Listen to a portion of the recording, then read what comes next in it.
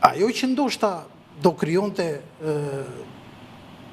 diskutim në këtë rast është që deri ku drejtuesit e komuniteteve fetare, apo ndoshta dhe predikuesit, apo dhe klerikët e komuniteteve fetare duhet të shkojnë dhe të diskutojnë problemet shoqërore që ka një shoqëri dhe i mbart një shoqëri.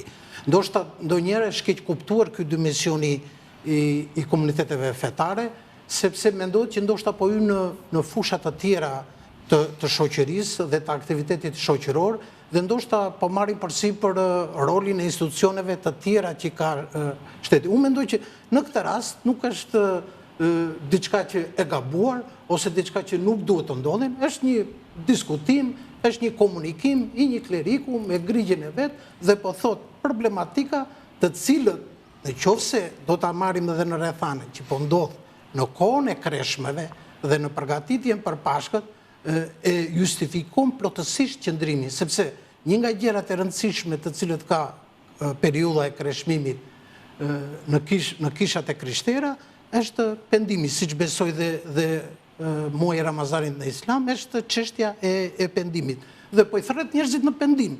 Po të rrinë shpeshherë në diskutime të përgjithshme apo në referenca të përgjithshme, ndoshta ndonjëherë dhe ndihmojmë dhe si ndihmojmë besimtarët. Kur vjen çështje konkrete, pra problematika konkrete, pa ju referuar emrave, sepse shpeshherë pastaj emrat na e prishin fenomenin. Ne diskutojmë fenomenin. E personalizojnë. E diskutojnë një fenomen, e tha një fenomen, e bëri publike besimtarëve dhe thërreti ata në pendim.